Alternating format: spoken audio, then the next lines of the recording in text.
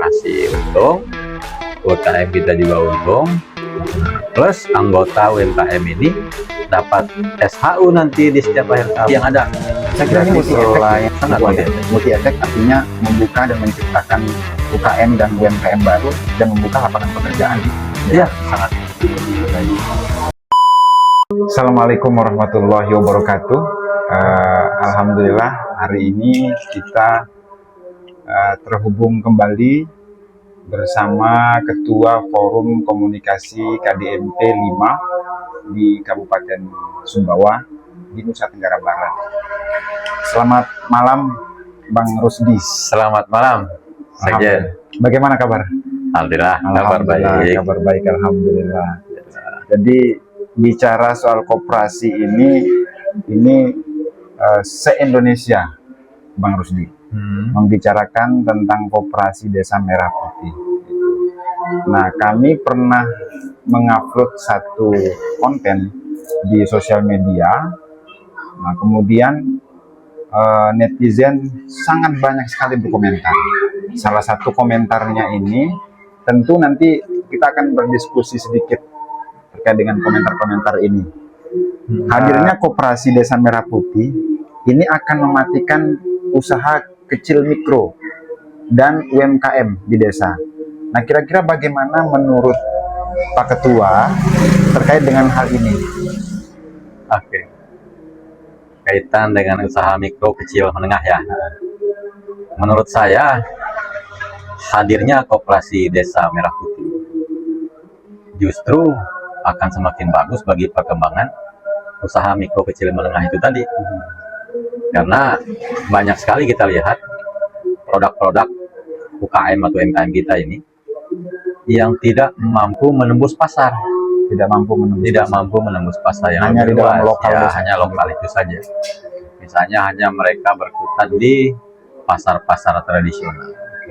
Nah, dengan hadirnya koperasi Desa Merah Putih, mereka menjadi anggota di koperasi Desa Merah Putih, maka akses penjualan produk UMKM itu bisa lebih luas.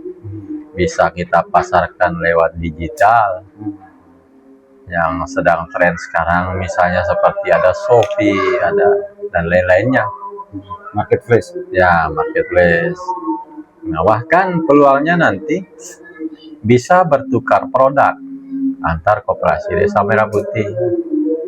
Karena tentu masing-masing KDMP memiliki potensi yang berbeda-beda, tentu produk UKM-nya juga berbeda. Bicara soal anggota koperasi, apakah wajib atau tidak UKM dan UMKM desa itu masuk menjadi anggota koperasi Desa Merah Putih? Nah, di situ dia tantangannya. Nah, karena kembali ke komitmen para pengurus koperasi Desa Merah Putih. Kalau memang dia kemudian berkomitmen betul-betul untuk menggerakkan ekonomi rakyat, ekonomi desa, maka teman-teman pengurus koperasi Desa Merah Putih harus mampu meyakinkan kepada para pelaku usaha mikro, kecil, menengah ini bahwa dengan bergabung di koperasi Desa Merah Putih, mereka bisa mendapatkan keuntungan lebih dari apa yang sedang dilakukan sekarang. Berarti ada peluang besar untuk UKM dan UMKM. Sangat besar. Yang selama ini mereka hanya di pasar tradisional tadi, mereka tidak bisa dikenal oleh pasar-pasar di luar itu, di luar desa. Dengan adanya koperasi Desa Merah Putih, bukan hanya skala daerah, tapi nasional bisa. Oke. Pertanyaan selanjutnya itu, Bang Rusdi, ini kira-kira di mana posisi usaha koperasi Desa Merah Putih ini dengan UKM dan UMKM desa? Artinya harus bersinergisitas. Kalau di situ sudah ada UKM atau UMKM, mikro, kecil, menengah ini sudah jalan, mereka sudah memiliki produk, maka koperasi jangan membuat produk yang sama. Jangan membuat produk. Ya, jangan membuat produk yang sama yang sudah dilakukan oleh teman-teman UKM. Nah, tinggal bidang apa porsinya koperasi di pemasarannya. Pemasarannya. Ya. Nah, Membantu UMKM itu untuk memasarkan iya, produk. untuk terhubung dengan pasar. Nah, tentu dengan pasar yang lebih luas. Nah, kemudian Koperasi Desa Merah Putih bisa memberikan support penyertaan modal ke UMKM yang kesulitan mungkin untuk membesarkan usahanya. Nah, disitulah kerjasamanya. Nah, sehingga koperasi untung, UMKM kita juga untung, nah, plus anggota UMKM ini dapat SHU nanti di setiap akhir tahun. Berarti selain mendapat bantuan marketing di koperasi, kemudian mereka bisa juga mendapatkan Tambahan penyertaan modal usaha. Kemudian yang lebih enaknya lagi dapat SHU. Dapat SHU lagi. Berarti bukan Banyak untungnya. Ya. bukan malah mematikan berarti. Bukan malah mematikan.